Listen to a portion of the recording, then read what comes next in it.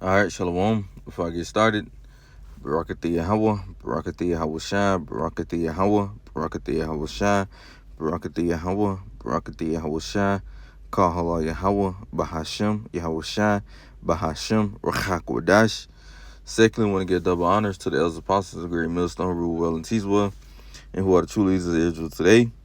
I also like to give another shout out to the head of the Man in Israel camp, Ak Chazak, whom I teach under down here in Greenville, South Carolina.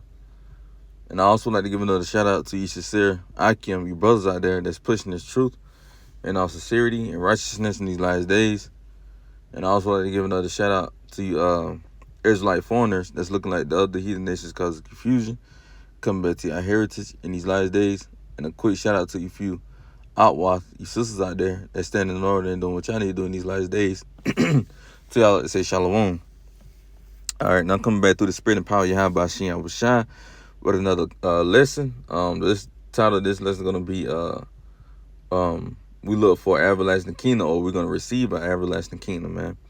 All right, because you got clowns like Sakara a while back that said our kingdom is basically only gonna be 1,000 years, and after that, we're gonna be destroyed, or the Lord is gonna do away with us, or it just ain't gonna be no more life after that, after those 1,000-year period. So you telling me we're only gonna spend, because 1,000 years to the Lord is one day. You telling me we're just gonna spend one whole day with the Lord? No, man. Hell no. Hey man, the Lord, Yahweh Shai, that means Yahweh Shai gonna have to be destroyed too, because Yahweh Shai is part of the creation. Yahweh created Yahweh Shai. You see, so that means we're going to have to be destroyed as well, because aren't we going to be joint heirs with him? So that means if we destroy Yahweh Shai going to be destroyed, man. You see, but that's not the case, man. Our kingdom is the everlasting kingdom. You see, now these other kingdoms that the Lord rose up, hey, they had a time and a period they was going to rule in, Esau, Edom, right? We understand that his kingdom is about to get ready to end, which is Babylon the Great. All right, this kingdom is on its way out. You see, and once that happens, you so-called Negroes, Spanish, and Native Americans is going to rule. All right, matter of fact, we'll open it up with 2nd Esdras, chapter 6 and verse 9. Let's start at verse 7. 2nd Esdras 6 and 7. Then answered I and said, what should be the parting asunder of the times? Or when shall be the end of the first, and of the beginning of it that followeth? And he said unto me, from Abraham unto Isaac, when Jacob and Esau were born of him, Jacob, which represents you so-called Negroes, Hispanics, and Native Americans, right? It said Jacob had first the hill of Esau. Who was Esau? Esau is the so-called white nation, right? Which are, biblical Edomites, but, you so-called white people, man, woman, and child. But, that's parabolic as well as too, because like I said, Jacob had first of the hill of Esau. Now, we know that's mentioned in Genesis, the 25th chapter. But like I said, that's also parabolic because, symbolic because, it was symbolic because, that represents, Jake, taking Esau out of power, right? Because right now, Esau came out first. But guess what? We're going to pull Esau back out of power, man. You see, so that's symbolic right there, man. If you could receive it. Because us getting his heel is us taking them out of rulership, starting with Yahweh Shai. Because Yahweh Shai is going to be the one that's going to do it, when he returns for his second coming, right? So it says, for Esau is the end of the world. Verse 9, for Esau is the end of the world. And when it means world, it just means rulership, man. You see? Because this is their rulership. This is their kingdom, right? So it says, for Esau is the end of the world. And like the scripture said, the word about it forever. So that's how we know it's not talking about the actual world. Like John 3:16 said, people think that's actually talking about the whole world. No, that just mean a particular people. Well, in that sense, it just mean a particular, like you got Sea World, you got the basketball world, you got anime world. Israel is the world is his own as well. See, that's talking about John 3:16 though. But not to get off topic, for Esau is the end of the world. Now this world right here means just a rulership. So it just goes to show you that there's many different meanings of the word world, man. All right. So 2nd Esdras chapter 6 and verse 9, for Esau is the end of the world, and Jacob is the beginning of it that follow. You see, so you so-called Negroes, Hispanics, and Native Americans are gonna rule next when Yahweh shall take Esau, Edom out of power, man. And that's what we patiently waiting on, man. For our Lord and Savior Yahweh shall to deliver the elect Lord willing, we'll be a part of that number, so we can get delivered out of this wicked ass kingdom, man. So we're gonna go to the book of 2 Peter's. I believe that's in the 2nd chapter. No, it's in the 3rd. Yeah, it gotta be in the 3rd.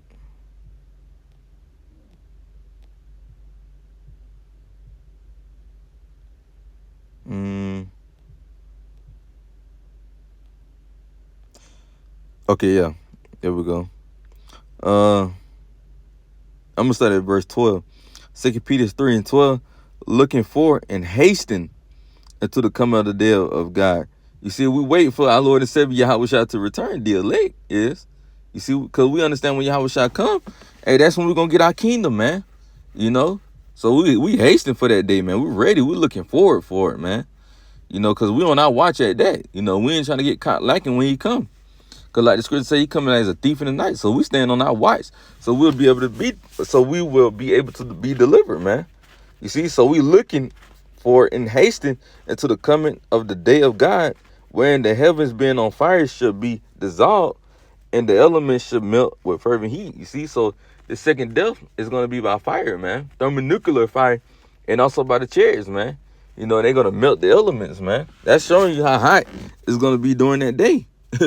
And I ain't trying to be in there, man, because like the book of Malachi, the 4th chapter say, I believe verse 1, it said that they should burn as an oven, man. So it's going to be extremely hot on that day. Now, niggas can't even keep their hand on a hot stove, for more than 5 seconds. So just imagine how it's going to be when those thermonuclear fire hit, man. Just look at the temperatures they get up to. And also add that on, and also with the chariots and their laser beams, man. So 2 Peter 3 and verse 13, it says, nevertheless, we according to his promise. So he promised us this, man. We understand Yahushua ain't going to break his promises, It says, nevertheless, we according to his promise look for a new heaven and a new earth wherein dwelleth righteousness. So we ready for us to get this new kingdom, right?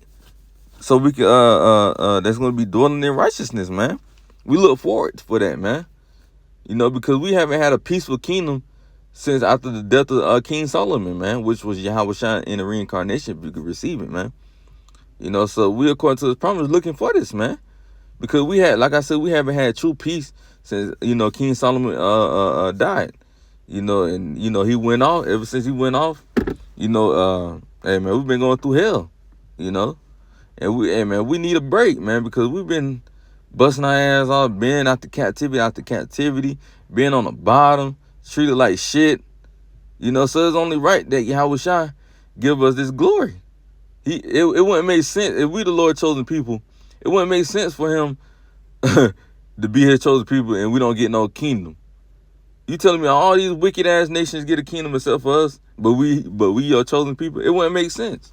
So we understand that is coming, and we understand that there's going to be an everlasting kingdom at that. But you gotta look forward and you gotta want it, man. Yeah, you'll be born back in the kingdom if you don't make it on the first go, but hey, man, we trying to make it on the first go, man, because we ain't trying to seek, that thermonuclear fire, man. And not only that, I want to see that. Me personally, I want to see that transition period, man. Us getting these Edomites out of those underground bunkers, shit like that.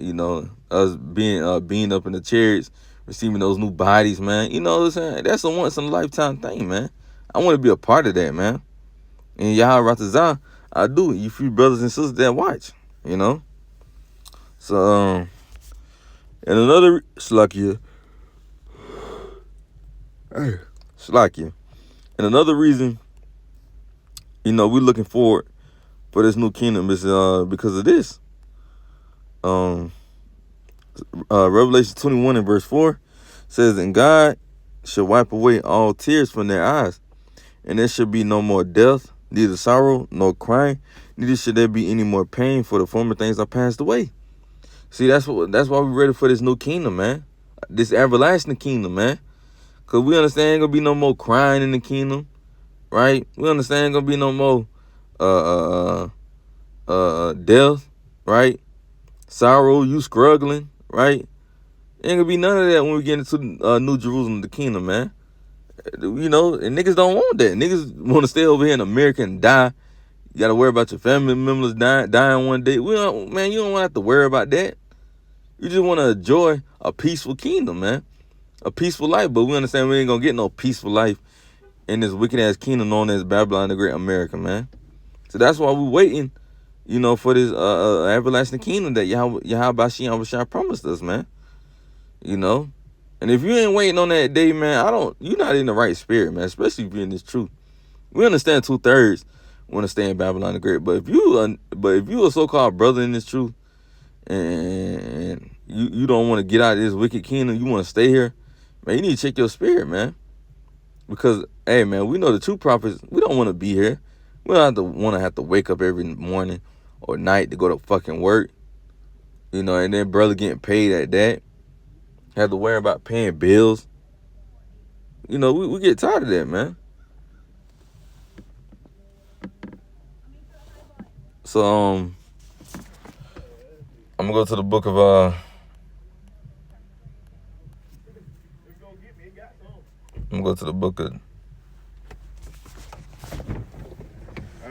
right.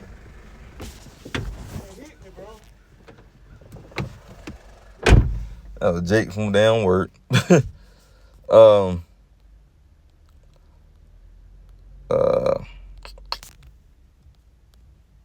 Daniel's. We're gonna go to the book of Daniel. All right, yeah, Daniel's chapter 2, and we're gonna start at verse, I believe it's in 40.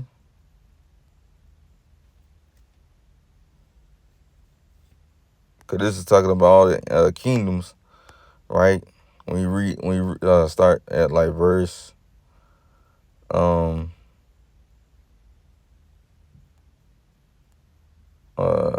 you start at like verse 30 or something, talk about all the ancient kingdoms that had to rule. But when you go to drop down to verse Daniel chapter 2 and verse 40, man, what is that? Salakia. I'm gonna find it. Bear me 1 second.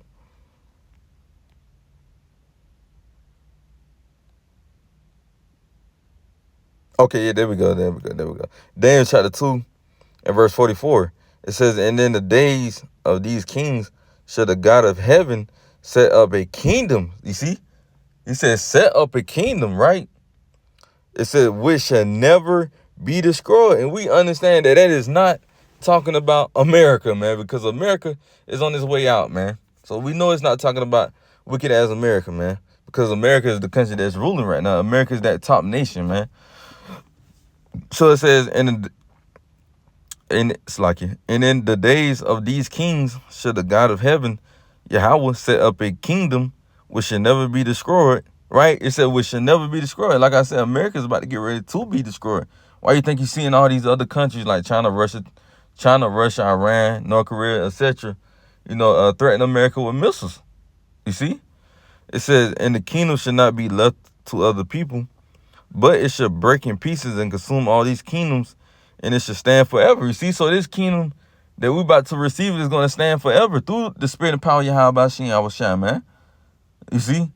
So all you other nations that had y'all time to rule, guess what? Y'all kingdom came to an end.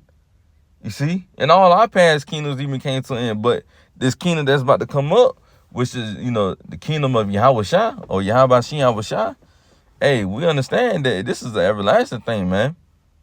You know, so this kingdom ain't gonna be able to be destroyed, nor, you know, you Edomites ain't gonna have no other, you Edomites ain't gonna have what's the word? Fuck, Salakia. We understand that you Edomites ain't gonna come back into rulership, pretty much, man. You know, because you had I forget his name, but he went back to Old One West. He was basically saying, because I ain't gonna just say any name, but you had him saying that, and when you go to Revelation, the 20th chapter, he was basically saying, because you know Revelation 20, it jumps around a lot. So he was basically saying, matter of fact, let me try to go to it right quick. You know, because like I said, this is an everlasting kingdom. This kingdom ain't gonna end. These other nations ain't gonna rule over us anymore. Because like I said, the first 1,000 years, because let me see where it was, man. I'm gonna read it right quick. Yeah, verse 7. It says, and when the 1,000 years are expired, he thought that 1,000 years, when it said, and when that 1,000 years are expired, he thought that was talking about our kingdom, man. You see, it says Satan should be loosened out of his prison. You see, they said they thinking that once we serve our 1,000 year ruling, that Satan was gonna, which are, the biblical Edomites, the kind of part of Satan is, you so-called white people. He thought that was talking about them being loosened and coming out of their prison and then ruling again. No, nigga. No, that was talking about, when they fell from rulership during the pagan Roman Empire, man. During Rome, when they fell as Rome, man. Then it said they was gonna come back. It said Satan should be loosened out of his prison, and that's talking about them coming back out of their that was talking about when they came, from their fall and came back during the Renaissance, man. And they went to deceive the nations. He said, like it said in verse 8, that's what that's retaining to, man. Not the 1,000 year period when we get our kingdom and then they coming back out of rulership. No, our kingdom is an everlasting kingdom, man. So we'll end it with the book of Daniel, the 7th chapter. Daniel 7 and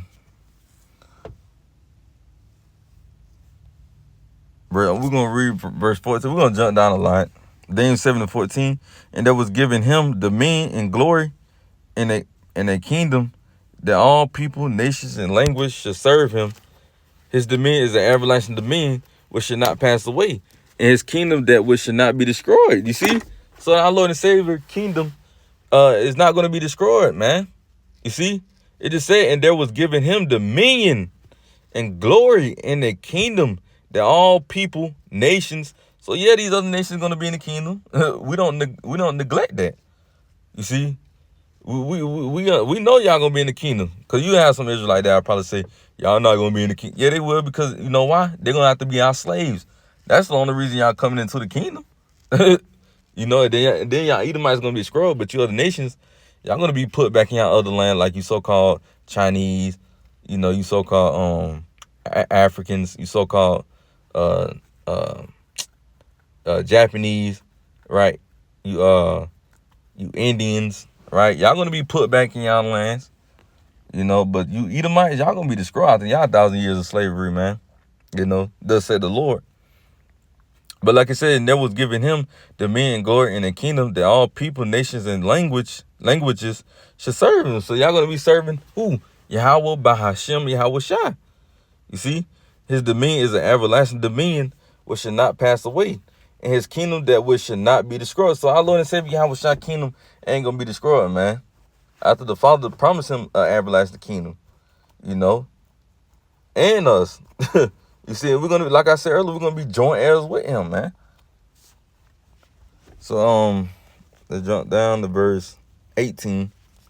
Daniel 7:18. It says, but the saints, who are the saints? The saints are the Israelites, you so-called Negroes, Hispanics, and Native Indians. It says, but the saints of the Most High should take the kingdom and possess the kingdom forever, even forever and ever. So that means everlasting. So how the hell did y'all, say that we only gonna rule for 1,000 years? Our kingdom only gonna be 1,000 years, when the scripture just say that the saints should take the kingdom of the Most High, but the saints of the Most High should take the kingdom and possess the kingdom forever, even forever and ever. That means eternity, man. Showing me those guys are just going, just lost, man. And you got niggas following them blindly, man. Like the scripture said, the blind, they shall both what? Fall into a ditch. So Daniel 7:27, and the kingdom and dominion, and the kingdom and dominion and the greatness of the kingdom under the whole heaven should be given to the people of the saints. Let's read that. Let's read that again. Verse 27, and the kingdom and dominion and the greatness of the kingdom under the whole heaven should be given to the people of the saints. Like I said earlier, the saints are the so-called Negroes, Hispanics, and Native American. Should be given to the people of the saints of the Most High, whose kingdom is an everlasting kingdom, and all dominion should serve and obey him. It's saying the same thing constantly, man. Literally, man. We patiently waiting on this day. You know? We patiently waiting for this everlasting kingdom, man. We need it. Like I said, after all the sufferings we've been going through, all the hell we've been going through, man.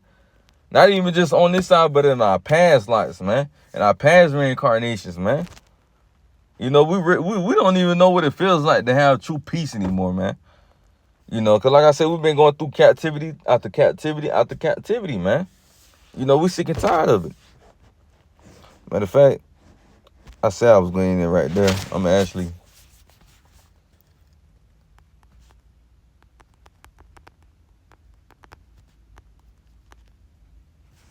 Ecclesiasticus, also known as Ecclesiasticus chapter 10, also known as Sirach as well. But anyway, Ecclesiasticus chapter 10 and verse 8, because of unrighteousness, dealings, injuries, and riches got by deceit, the kingdom is translated from one people to another.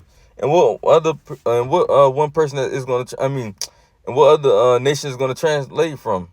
Well, the kingdom is translated from one people to another. Who's going to get that kingdom? You so-called Negroes, Hispanics, and Native Americans start with the elect first and foremost. Well, we're going to be the ones that get salvation first. We're the only ones that's going to get the kingdom, man. The Lord promised us this kingdom, man. You see, it's going to be translated, meaning it's going to be given to us, man. You see, once the Lord, you know, take down Esau, Edom, guess what? He's going to give us this kingdom, this everlasting kingdom. That's why Esau, you know, trying to kill off Jake, because they understand they kill off Jake, they will have to be given the blessing. Because the blessing was between who? Esau and Jacob. So if they kill off Jacob, guess what? The blessing will go to them. But we understand that the Lord ain't going to allow that to happen. You know, so call Allah Yahweh Shem on that part. But that's pretty much all I had, man. Lord willing, this video was edifying. And I'm going to close out with giving all praise and glory to Yahweh Bahashem, Yahweh Shai Bahashem, Rachak Wadash. Shalom until next time. Shalom.